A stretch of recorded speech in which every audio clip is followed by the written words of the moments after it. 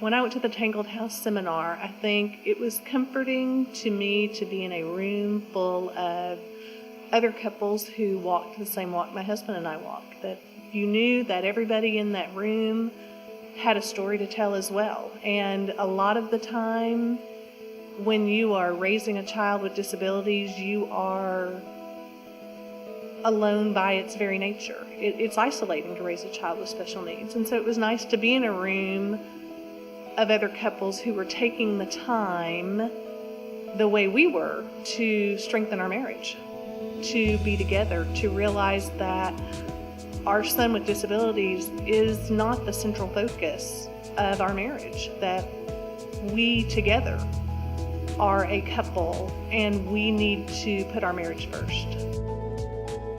All right, marriage-centric versus child-centric. I want you guys to hear what I'm saying, okay? Think about what I'm saying. Child-centric. That's where the children's needs and wants are the center of everything. The center of everything. And the problem with that is that in a child-centric world, it ruins marriages and it can really hurt a kid. That's just the reality of it. Our children have no more need or right to have everything that they want and to not experience and be protected from everything than we do. Okay? We're stewards as parents. We're stewards of our children, both typical and special needs. And our job is to raise our children to become productive, fruitful, mature adults. Not to raise kids, it's to produce adults. Now that gets tweaked a little bit with our special needs kids, right? But what is the goal? What are we trying to do as parents with our special needs kids? We're trying to allow them to do what? Be all that they can possibly be. You know, dreams for the boys and what we would hope that they could live on their own, that they could, manage, even if it's in a group home, that they are able to function and have purpose in life. They can't be all that they're supposed to be if they're allowed to be the center of their world. Okay? Let me say that one more time. Your child will never be all that they can be if they're allowed to be the center of their world. Now, how does this happen? It happens subtly and progressively. It begins out by necessity. Okay? You find out that you've got a child with special needs, boom. It's Katie bar the door, man. It's like everything gets put on hold. What do we have to deal with? And you start digging into medical, and you start digging into resources, and you're digging into school, and you're digging into nutrition, and you're digging into all kinds of things. Out of necessity, your world starts going around that. That happens for any number of kinds of reasons. We say, after all, they're handicapped, they're disabled. How can we not do that?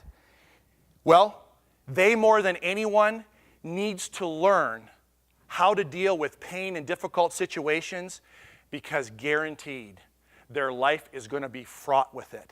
Now, hear me here. I am not saying throw them out the front door and let them find their way in life. That's not what I'm saying. What I am saying is we come alongside and we are there for them to help them at whatever level. We've got to come alongside them, but they have to learn to handle their life too, because they got a whole life ahead of them. We say, if we don't care for them, who will? What I'm talking about here is not care. I'm not talking about care. I'm talking about perspective with which we give the care. The basic realities of sheer time make it feel like it's impossible not to be child-centric.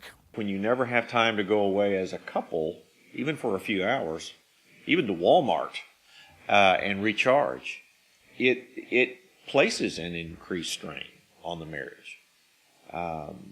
It takes a concerted effort to find time alone.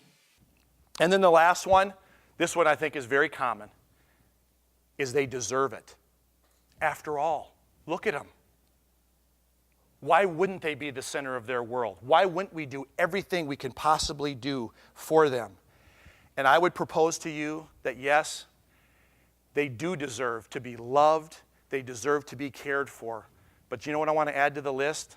I believe that they deserve to have an intact marriage and an intact home to grow up in, to take care of them, that they can be a functional part of. I think they deserve that too. And that can't happen if we're child-centric. The other side is to be marriage-centric. Your marriage is the priority. It was created by God. It was intended for life, different than a lifelong responsibility. It's the cornerstone of family and civilization. It comes above all other relationships. It grows deeper than all other relationships, and it outlasts all other relationships.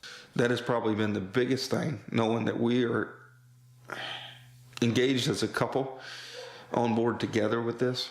It's drawn us together, but that doesn't make it easy. But we are our partners in this walk that we walk. So how does this happen when you throw in this wild card of a kid with special needs?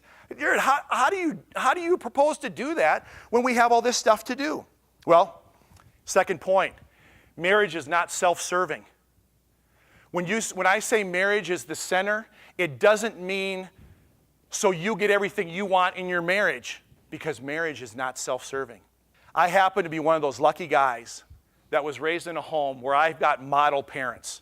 Not perfect by any example. I could get lost in telling about their imperfections, but model parents. There was never a question in our home of whether or not who was number one in our home. Raising 4 boys, my dad, he loved my mom, he served my mom, he protected my mom, he provided for my mom. He cherished my mom. Jim and I never dealt with a lot of stress in our marriage. I give Jim credit for that. He's a rock. He was my rock during it. Because we can't separate. I can't separate from Judy, and Judy can't separate from me. You know, we walk through this together. If I could bring him today, you'd see a couple, little aged, hitting 70 years old this year, where their love has morphed into something so much better. And that is, their relationship is now about devotion. They are committed to each other. They know each other. They've done something because they've been marriage-centric their whole life, where they see something, you see something in them, you go, man, I want to have that when I get to 70. And by the way, they don't live alone. Because when my younger brother was 2 years old, he had a malignant brain tumor.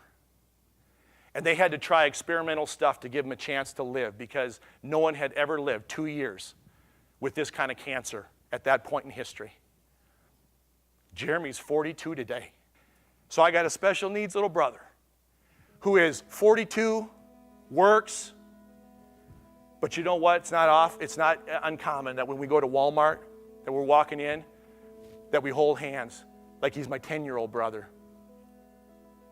But he lives with my mom and dad, and they continue to care for him, but they continue to be marriage-centric, and he knows it. I think we had a commitment at time of marriage that no matter what would happen, we'd stick together, and we've always kind of been that way. So it wasn't as hard on our marriage as it was just part of life that happened to us, and we accepted it and dealt with it. And so here we are all these years later, fortunate enough that together we decided that we would raise Jeremy and take care of him. It can happen. What I'm sharing with you right now is a paradox. It's seemingly impossible. What you're saying, Jared, and what the realities are don't seem to be able to go together. Welcome to the definition of a paradox. But it is true. And what I'm saying is, it's all about you, but it's not all about you. That's the thing we got to grapple with.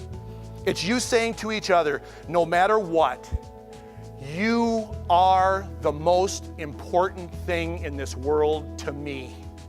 Even though I've got to go to work, even though we got to deal with this stuff, even though you are the most important thing in the world to me. That was probably the most encouraging reminder to me, that not to be overcome by our child, but to know that together we can do anything.